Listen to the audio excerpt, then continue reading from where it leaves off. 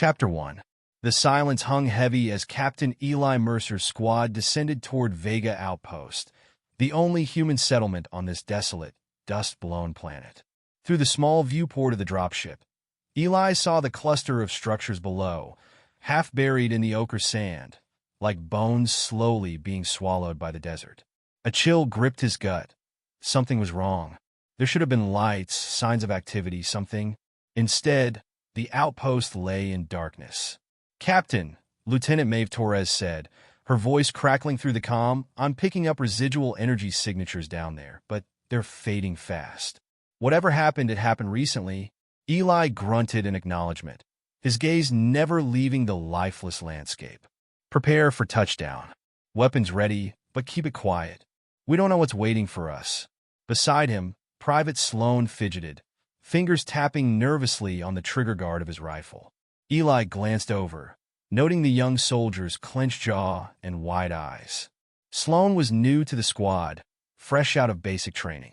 An idealist with a boyish face and barely a scratch of experience, but his enthusiasm was genuine.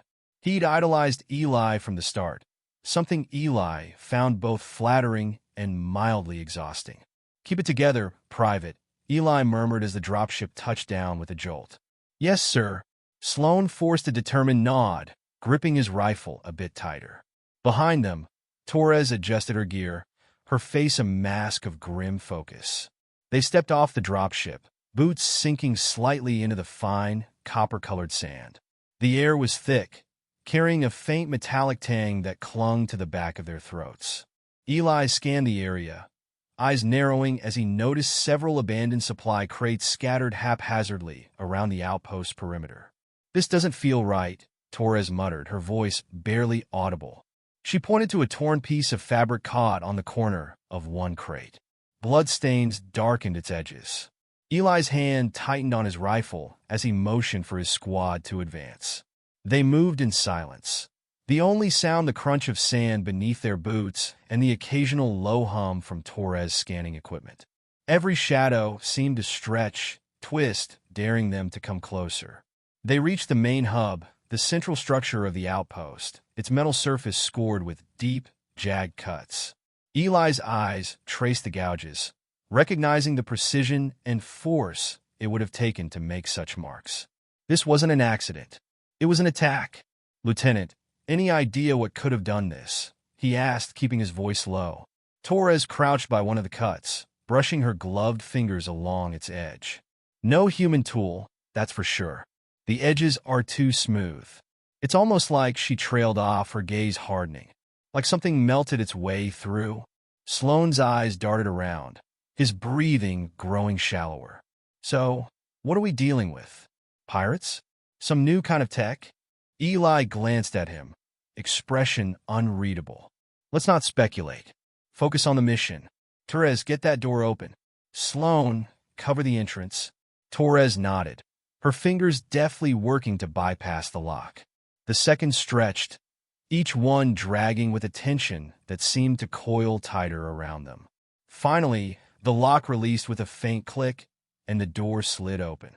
The interior was dark, illuminated only by the dim glow of emergency lights, casting an eerie red hue over the walls. Shadows danced across the floor, and the silence was deafening, as if the very air was holding its breath. "Stay sharp," Eli ordered, leading the way inside. The stale, cold air was thick with the scent of scorched metal and something else, something faintly acrid, almost like burnt rubber. The smell clawed at his throat, making his eyes water. They moved through the narrow corridors, eyes scanning every corner. The outpost was eerily empty, every room a reminder of the lives that had been here only days ago. A family photo knocked to the floor, a child's toy lying forgotten in the corner. Personal effects scattered as if their owners had left in a hurry or been forced to. They reached the control center, a sprawling room lined with darkened monitors and overturned chairs. Torres immediately went to work on the main console, her fingers flying over the controls, searching for any signs of what had transpired. "Captain, I've got a partial recording," she whispered. "It's badly damaged, but listen." The audio crackled to life, distorted by static, but the desperation in the speaker's voice was unmistakable. Anyone hear this attacked? Never seen anything like it there. The transmission dissolved into garbled screams, a series of crashes, then silence. Eli felt a chill crawl down his spine. The recording didn't give them much, but it was enough to paint a picture. Whatever had happened here, it had been swift and merciless. "What now, sir?" Sloan asked, voice barely steady. "We searched the lower levels," Eli said firmly. "If anyone survived, that's where they'd be hiding." They made their way down a spiral stairwell, descending deeper into the outpost. The shadows seemed to press in closer, thickening with each step. Eli's senses were on high alert, every instinct screaming that they weren't alone. As they reached the bottom, a faint scraping sound echoed through the hall, a sound too deliberate, too calculated to be anything but intentional. Eli froze, signaling his squad to hold. "Torres, Sloan," he whispered, "we've got company. Weapons at the ready." The scraping grew louder, more insistent, accompanied by an odd, clicking noise. Eli tightened his grip on his rifle, heart pounding in his chest. The sound moved closer, until it was right around the corner. A shadow flickered on the wall, elongated and jagged, far too alien in shape. And then, from the darkness, a glint of reflective eyes, cold, unfeeling, calculating. The figure stepped into the faint light, and Eli felt the air leave his lungs. The creature was unlike anything they'd encountered before, a twisted blend of organic and metallic, its limbs shifting and rearranging with eerie fluidity. Its eyes fixed on them, and a slow, almost deliberate hiss escaped its throat. Eli barely had time to shout, "Fall back," before the creature lunged. Chapter 2. The creature's hiss echoed in the narrow corridor, reverberating off the cold metal walls. Captain Eli Mercer reacted instinctively, pulling Sloan back as the creature lunged, its elongated limbs slicing through the air. Eli fired a round of energy blasts, the shot striking the creature's armored hide with a crackling sizzle, but barely slowing it down. Its limbs twisted, reshaping like fluid metal, and then it charged again. "Torres, find us an exit," Eli barked, his voice sharp with urgency. "Working on it," Torres replied, her fingers flying over her wrist console as she scanned the outpost layout. Her brow furrowed in concentration, and after a tense moment, she motioned to a side corridor. "That way. Leads to the cargo bay. We can barricade ourselves in." Eli nodded, covering their retreat as they scrambled down the hall, the creature's rapid, unnatural movements echoing close behind them. It was relentless, claws scraping the walls, leaving deep gouges as it pursued them. Sloan glanced over his shoulder, fear widening his eyes. "What is that thing, Captain? I've never seen anything move like that." "Focus on moving, Private," Eli said, keeping his voice steady despite the rising dread that clutched at his chest. "Worry about names after we're out of here." They reached the cargo bay, a cavernous space cluttered with heavy crates and machinery. Torres slammed a control panel, and the doors groaned shut behind them, locking with a metallic clang. The creature slammed into the door, its claws raking against the metal with a shrill, grating sound.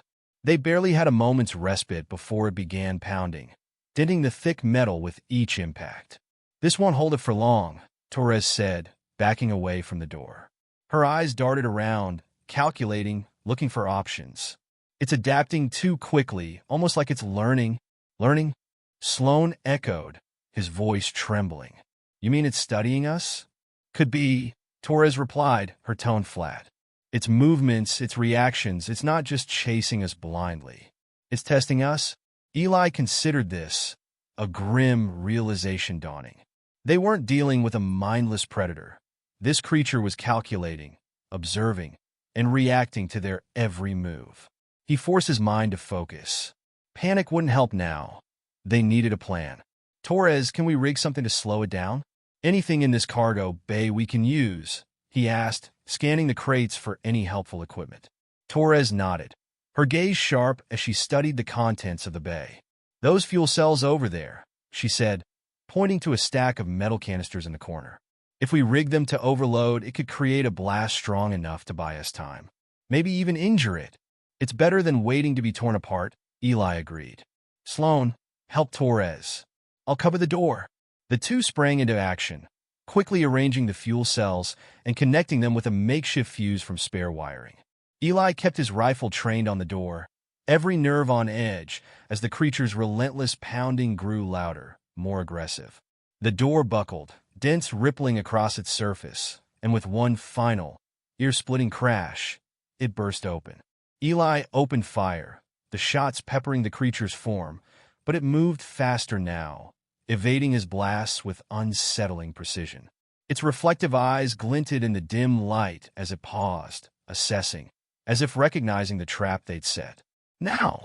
Torres shouted, yanking Sloan back as she hit the fuse. The cells ignited in a blinding flash, the heat and force of the explosion slamming into the creature and flinging it backward. The blast sent a shockwave through the bay, rattling crates and sending a hot gust of scorched air across their faces. But when the smoke cleared, the creature remained, its once sleek metallic hide now pocked with scorch marks, parts of its limbs twitching as it struggled to adapt, shifting its form to compensate for the damage. It let out a piercing shriek that resonated with fury, a sound that vibrated deep into Eli's bones. That barely slowed it down, Sloan whispered, horror creeping into his voice. What does it take to kill this thing? Eli's mind raced, weighing their options. He looked at Torres, whose face was pale but determined, and then at Sloan, who was shaking but still standing by his side. They were trapped with a creature that seemed nearly indestructible, and if it could survive that blast, traditional methods wouldn't work. Torres, any weaknesses from the tech scans? Eli asked, desperate for anything that might give them an edge. Torres frowned, her eyes narrowing as she accessed her console. If my readings are right, it has an energy core likely at its center. It's armored, but if we can disrupt it directly, it might shut down. But it's a long shot, and we'll need to get close to even have a chance. Close? Sloan stammered. You mean we're supposed to charge that thing? Eli held Sloan's gaze, a steely resolve in his eyes. Sometimes, the only way out is through private. The creature had recovered, its eyes locking onto them with a predatory gleam. Eli took a deep breath, gripping his rifle as he braced himself. We go in together. I'll distract it, give it something to chase. Torres, you and Sloan get behind it and aim for the core. Don't stop until it's down. Torres nodded, determination hardening her features. We're with you, Captain. Sloan swallowed hard, nodding despite the fear that was clear in his eyes. Let's finish this. They moved as one, Eli stepping forward to draw the creature's focus. It reacted instantly, lunging at him with razor-edged limbs, but he ducked and rolled, firing a series of shots to keep it occupied. Behind him, Torres and Sloan maneuvered into position, edging closer to the creature's back. Eli could feel the creature's cold, mechanical gaze on him, studying, calculating each of his moves with chilling precision. It struck out, and he barely managed to dodge, the edge of its limb slicing the fabric of his sleeve. But he held its attention, refusing to falter. Now! Eli shouted, signaling to Torres and Sloan.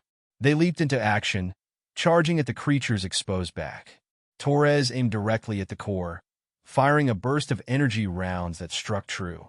The creature screeched, a high, metallic wail as sparks erupted from its core, limbs flailing as it staggered under the assault. As the creature's form shuddered and collapsed, Eli let out a breath he hadn't realized he was holding. The once imposing predator lay still, its reflective eyes fading into darkness. But as silence settled around them, Eli couldn't shake the feeling that this was only the beginning. Chapter 3. The silence after the battle felt deafening, settling heavily over the team as they caught their breath. The creature's metallic carcass lay twisted on the floor, its eyes dark and lifeless, but the thrill of survival was short-lived. Captain Eli Mercer studied the smoldering remains, a nagging dread flickering in his mind. Captain, Torres whispered, breaking the quiet. Her face was tight with worry as she scanned her console. I'm detecting movement in the lower levels. Several life forms, and they're identical to this one. Eli's jaw clenched. More of them? His voice was a low murmur, almost to himself. He'd hoped this was a one-off encounter, some rogue experiment gone awry, but it seemed they were up against something much bigger. Sloane looked from the creature to Eli, his face pale. How many, Torres? 5, no, 6, and they're converging on our position, Torres replied, her voice steady but tense. If they're as resilient as this one, we won't stand a chance in a straight fight. Eli's mind raced, calculating their options. All right, we can't take them head-on. Torres, can you access the facility's control systems remotely? Torres nodded, fingers flying over her console as she hacked into the network. I've got partial control. I can reroute power, lock down doors, maybe buy us some time. Eli nodded, his mind quickly forming a plan. Good. Let's lead them through the lower levels and lock them in a section. We'll trap them and make our way to the command center where we can override the whole facility. We just need to keep ahead of them. Sloane took a shaky breath, his hands tightening around his rifle. So, we're luring them into a cage? Sounds risky. Eli placed a firm hand on his shoulder. That's why we stick together. You'll be fine, Private. Let's move. The team navigated down a series of dimly lit corridors, each footstep echoing in the sterile, metallic silence. The lights above flickered ominously, casting long shadows that danced along the walls, as if the facility itself were alive and watching their every move. Eli led them with quick, quiet steps, his senses sharp as he listened for any hint of movement behind them. They reached a narrow passage leading to the lower level, and Torres pulled up a map of the facility, pointing to a series of chambers that interlocked like a maze. We'll bring them through here, she said, highlighting the chambers on her screen. Once they're inside, I can initiate a lockdown sequence, trapping them within a single section. Perfect, Eli said, but we'll need to move fast. They're likely smarter than anything we've faced, and we have no idea what other capabilities they might have. The team moved through the maze, their path illuminated only by the cold glow of emergency lights. Each chamber was filled with abandoned equipment, some rusting, some humming faintly with lingering power. Every so often, a clatter echoed from behind them, and Eli could feel the creature's presence inching closer. Torres quickly sealed each door behind them, her fingers trembling as she coded each lock into place. As they approached the final chamber, Sloane's breath grew ragged, his nerves fraying under the relentless pursuit. How much further? He whispered, his voice barely audible. Just up ahead, Eli replied, gesturing to the chamber's end. We lock them here, then double back to the command center. A low, mechanical growl filled the corridor behind them, and the team froze. The shadows twisted, shifting, as a creature emerged, eyes gleaming with a ruthless intelligence. It moved faster than Eli could react, slashing forward, its claws grazing his side. Eli staggered, blood soaking his sleeve, but he held his ground. Run! Get to the command center, he shouted, firing at the creature to hold it back. Captain! Torres hesitated, her face etched with fear, but Eli's stern gaze left no room for argument. She grabbed Sloane's arm, pulling him along, while Eli fought to keep the creature at bay. He fired shot after shot, each blast slowing the creature's advance, but not stopping it. Behind him, he heard Torres' hurried steps and Sloane's panicked breathing, the sounds echoing down the corridor until they faded into silence. Only then did Eli turn and sprint after them, his side aching with each step as he fought against the pain. By the time he caught up, Torres was already at the command center's console, bypassing security protocols with desperate speed. Sloane watched the door, his weapon trained on the shadows as if daring anything to approach. Come on, Torres, Sloane murmured, his voice taut with tension. I'm working as fast as I can, she replied, beads of sweat glistening on her forehead. These systems are old, stubborn, but we're close. Just give me a few more seconds. The ground vibrated as the creatures closed in, their metallic limbs scraping against the walls. Eli steadied his breath, ignoring the throbbing pain in his side. He had to keep his team calm, focused if they were to survive this. Finally, Torres let out a triumphant gasp. Got it. Lockdown initiated. They heard the metallic groan of the facility's doors sealing shut, followed by a rumbling sound as sections of the lower levels closed off. The creature's snarls faded, trapped within the chambers Torres had designated. Eli exhaled, relief flooding through him, but he knew this was only a temporary reprieve. Good work, Torres, he said, his tone steady though his mind whirred with unresolved questions. But we're not out of the woods yet. We still need a way to disable these things for good. Torres nodded, her fingers tapping the console as she searched for information. I'm seeing files on an experimental energy weapon designed to interfere with these creatures' cores. The scientists here must have been developing it as a last resort, but it's stored on the highest security level. Eli's eyes narrowed. Can you get us in? Only if I can override the final security lock. It's risky, but it's our best shot. Sloan looked between them, his face filled with a mixture of fear and determination. So, we go up, get this weapon, and finish the job? Eli nodded, feeling the weight of the mission settle heavily on his shoulders. Yes, this ends here.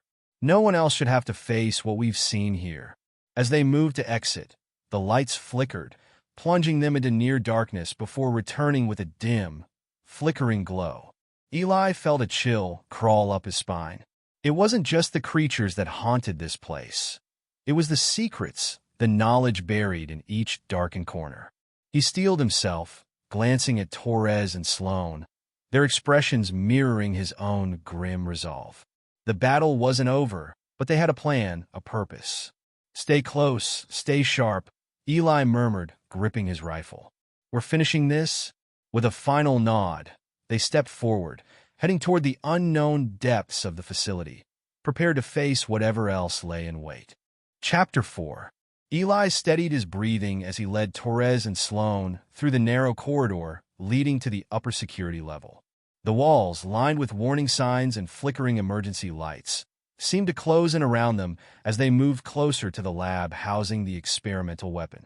Every step brought them closer to a showdown, a culmination of everything they'd endured in the depths of this forsaken facility.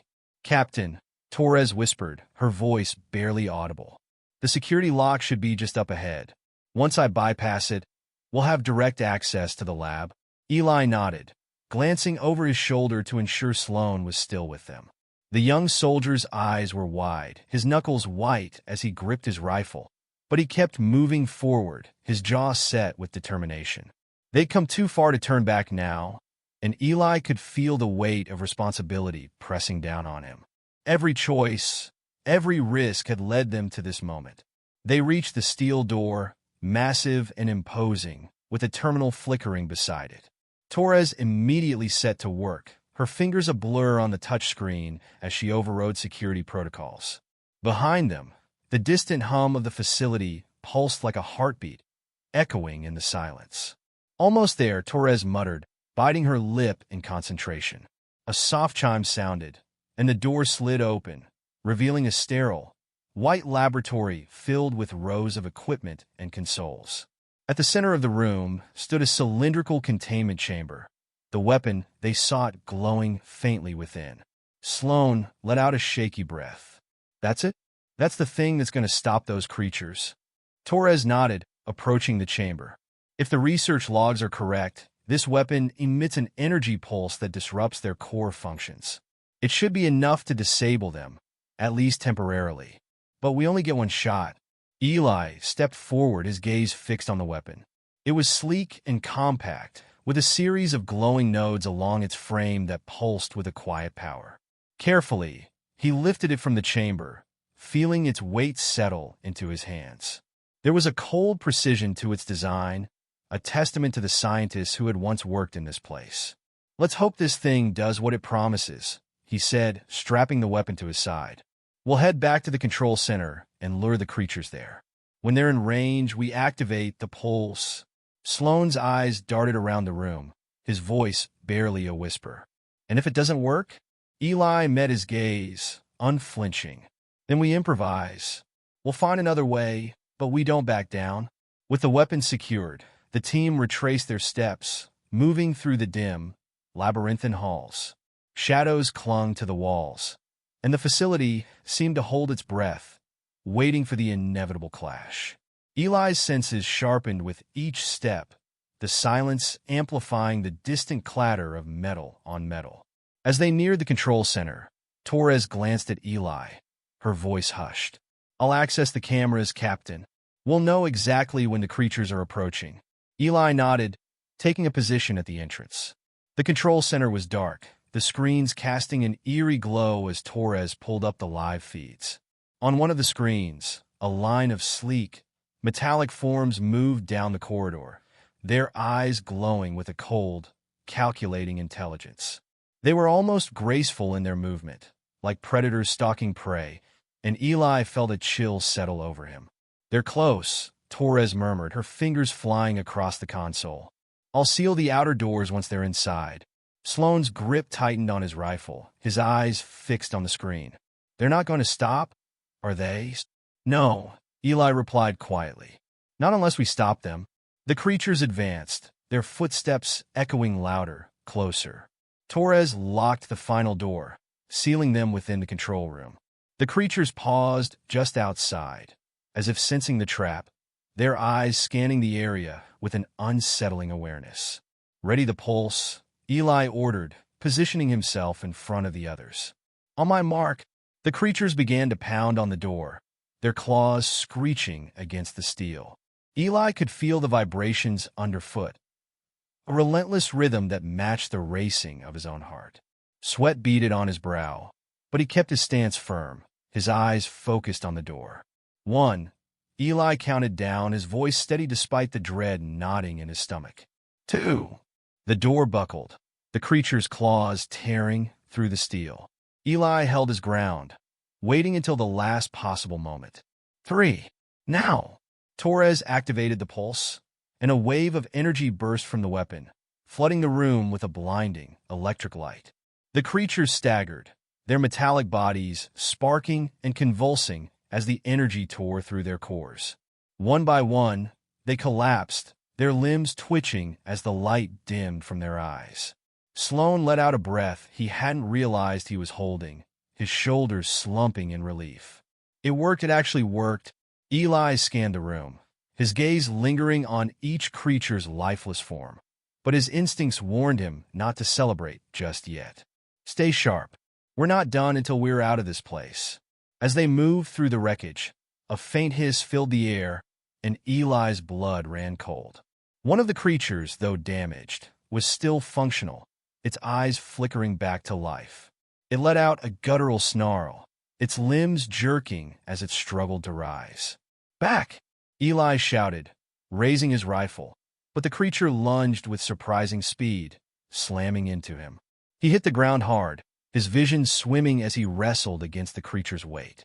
Torres and Sloane moved as one, their weapons trained on the creature.